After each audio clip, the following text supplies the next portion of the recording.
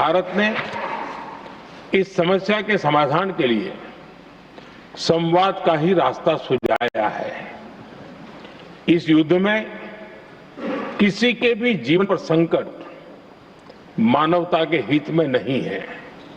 इसलिए भारत का सतत प्रयास सभी पक्षों को जल्द से जल्द शांतिपूर्ण समाधान के लिए प्रोत्साहित करने का है। सभापति जी, संकट की स्थिति में देश विदेश में भारतीयों की सुरक्षा हमारी बहुत बड़ी प्राथमिकता है। युद्ध शुरू होने के बाद से लेकर अब तक 3,75,000 से अधिक भारतीय सुरक्षित भारत लौट चुके हैं।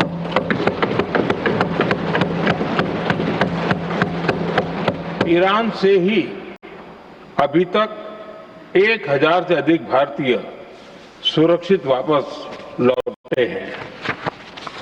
इनमें 700 से अधिक मेडिकल की पढ़ाई करने वाले युवा हैं।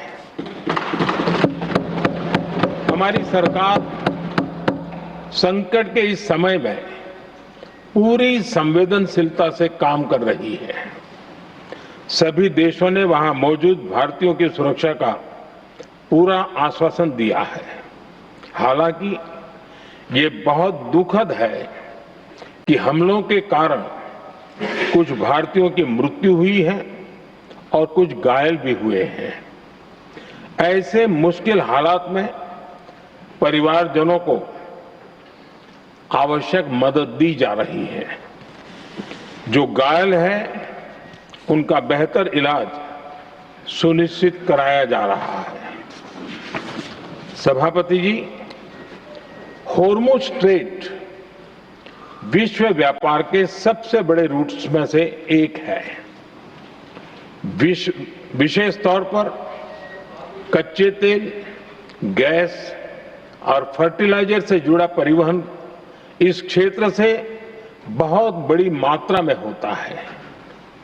युद्ध के बाद से ही होर्मुज स्ट्रेट में जहाजों का आना जाना बहुत चुनौतीपूर्ण हो गया है। लेकिन विपरीत परिस्थितियों के बावजूद हमारी सरकार ने संवाद से, कूटनीति के माध्यम से रास्ते बनाने का प्रयास किया है। प्रयास ये है कि जहां से भी संभव हो वहां से तेल और गैस की सप्लाई भारत पहुंचे। ऐसी हर कोशिश के नतीजे भी देश देख रहा है। बीते कुछ दिनों में दुनिया के अनेक देशों से कच्चा तेल और एलपीजी से भरे जहाज भारत आए हैं।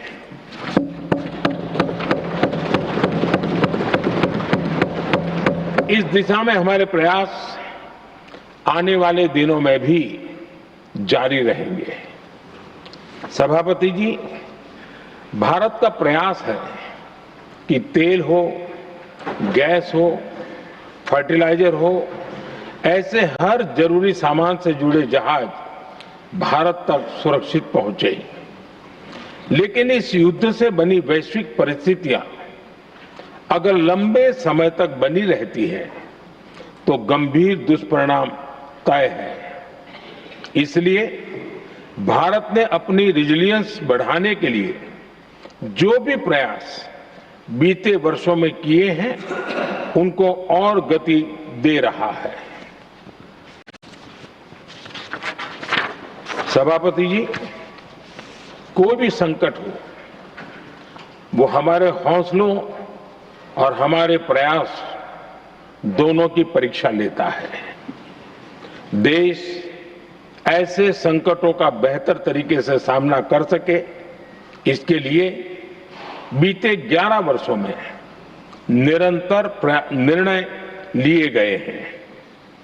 एनर्जी इंपोर्ट का डाइवर्सिफिकेशन ऐसे ही प्रयासों का हिस्सा है। पहले क्रूड ऑयल, एलएनजी, एलपीजी ऐसी एनर्जी जरूरतों के लिए 27 देशों से इंपोर्ट किया जाता था। वहीं आज भारत 41 देशों से एनर्जी इंपोर्ट करता है। बीते दशक में भारत ने संकट के ऐसे ही समय के लिए कच्चे तेल के भंडारण को भी प्राथमिकता दी है। हमारी तेल कंपनियां संकट के समय के लिए काफी मात्रा में पेट्रोल और डीजल का भंडार रखती हैं। बीते 11 वर्षों में 53 लाख मीट्रिक टन से अधिक का स्ट्रेटेजिक पेट्रोलियम रिजर्व भी डेवलप किया गया है और 65 लाख मीट्रिक टन से अधिक के रिजर्व की व्यवस्था पर देश काम कर रहा है। साथ ही बीते दशक में भारत की रिफाइनिंग कैपेसिटी भी अच्छी खासी बढ़ाई गई है। मैं आपके माध्यम से सदन को और देश को ये आश्वासन देना चाहता हूं कि भारत के पास क्रूड ऑयल के पर्याप्त स्टोरेज के और निरंतर सप्लाई की व्यवस्थाएं हैं। सभापति जी, हमारी सरकार की कोशिश है कि ईंधन के किसी एक ही स्रोत पर ज्यादा निर्भरता न रहे। सरकार घरेलू गैस सप्लाई में एलपीजी के अलावा पीएनजी पर भी बल दे रही है। बीते दशक में देश में पीएनजी कनेक्शन पर अभूतपूर्व काम हुआ है। बीते दिनों में इस काम को और तेज किया गया है। साथ ही एलपीजी के घरेलू उत्पादन को भी बड़े पैमाने पर बढ़ाने का प्रयास किया जा रहा है। सभापति जी, बीते वर्षों में सरकार का निरंतर प्रयास रहा है कि हर सेक्टर में दूसरे देशों पर निर्भरता कम से कम हो, हम ज्यादा से ज्यादा आत्मनिर्भर हो, यही एकमात्र विकल्प है। जैसे भारत का 90% से अधिक ट्रेड विदेशी जहाजों पर होता है, ये स्थिति किसी भी वैश्विक संकट में भारत की स्थिति को और भी गंभीर बना देती है। इसलिए सरकार ने मेड इन इंडिया जहाज बनाने के लिए करीब 70,000 करोड़ रुपए का अभियान शुरू किया। भारत आज ship building, ship breaking, maintenance and overhauling ऐसी हर सुविधा के निर्माण पर तेज गति से काम कर रहा है। भारत अपने डिफेंस सेक्टर को भी अधिक रेजिलिएंट बना रहा है। बीते दशक में किए गए प्रयासों से भारत आज अपनी जरूरत के अधिकांश हथियार भारत में ही बना रहा है। एक समय था जब भारत अपने जीवन रक्षक दवाओं के कच्चे माल यानी एपीआई के लिए भी दूसरे देशों पर बहुत अधिक निर्भर था। बीते वर्षों में देश ने भारत में ही एपीआई इकोसिस्टम बनाने के लिए अनेक प्रयास किए हैं। इसी प्रकार रेयर अर्थ मिनरल्स में विदेशी निर्भरता को कम करने के लिए भी बड़े कदम उठाए जा रहे हैं।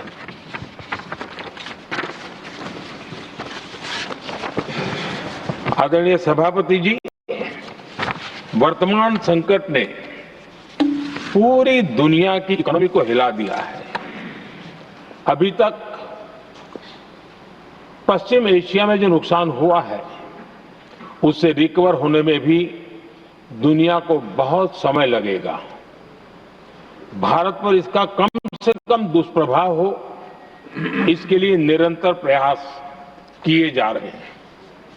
हमारी इकोनॉमी के फंडामेंटल्स मजबूत हैं और सरकार पल पल बदलते हालात पर नजर रखे हुए है। सरकार इसके शॉर्ट टर्म, मीडियम टर्म और लॉन्ग टर्म ऐसे हर प्रभाव के लिए एक रणनीति के साथ काम कर रही है। भारत सरकार ने एक इंटर मिनिस्ट्रियल ग्रुप भी बनाया है। ये ग्रुप नियमित मिलता है और हमारे इंपोर्ट एक्सपोर्ट में आने वाली हर दिक्कत का आकलन करता है और ये ग्रुप आवश्यक समाधान पर भी निरंतर काम करता रहा है। जैसे कोरोना के समय में अलग अलग सेक्टर्स की चुनौतियों से निपटने के लिए एक्सपर्ट्स और ऑफिसर्स के एम्पावर्ड ग्रुप्स बने थे, वैसे ही कल ही ऐसे 7 नए एम्पावर्ड ग्रुप्स का भी गठन किया गया है। ये group supply chain, petrol diesel, fertiliser, gas, महंगाई ऐसे विषयों पर त्वरित और दूरगामी रणनीति के तहत कार्रवाई करने का काम करेंगे। मुझे पूरा भरोसा है कि साझा प्रयासों से हम परिस्थितियों का बेहतर सामना कर पाएंगे।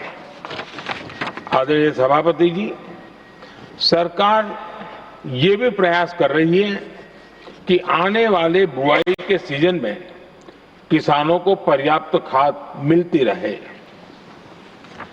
सरकार ने खाद की पर्याप्त सप्लाई के लिए आवश्यक तैयारियां की हैं। सरकार का निरंतर प्रयास है कि किसानों पर किसी भी संकट का बोझ न पड़े। मैं देश के किसानों को फिर आश्वस्त करूंगा कि सरकार हर चुनौती के समाधान के लिए उनके साथ खड़ी है।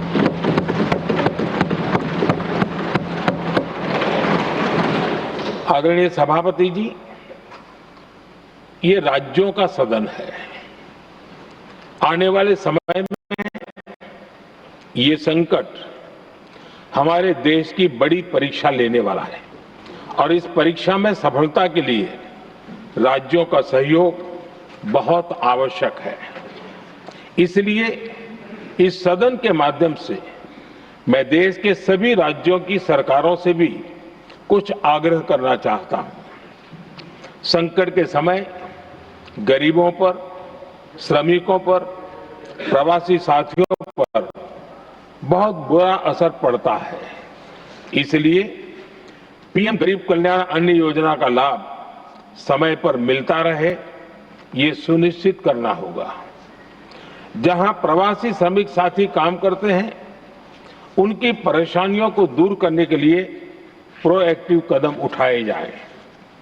ऐसी स्थितियों पर नजर रखने के लिए राज्य सरकारें विशेष व्यवस्थाएं करें तो इससे काफी सुविधा होगी। राज्य सरकारों को एक और चुनौती पर भी बहुत अधिक ध्यान देना होगा।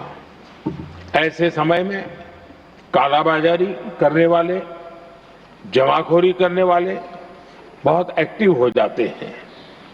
जहां से भी ऐसी शिकायतें आती हैं, वहां त्वरित कार्रवाई होनी चाहिए।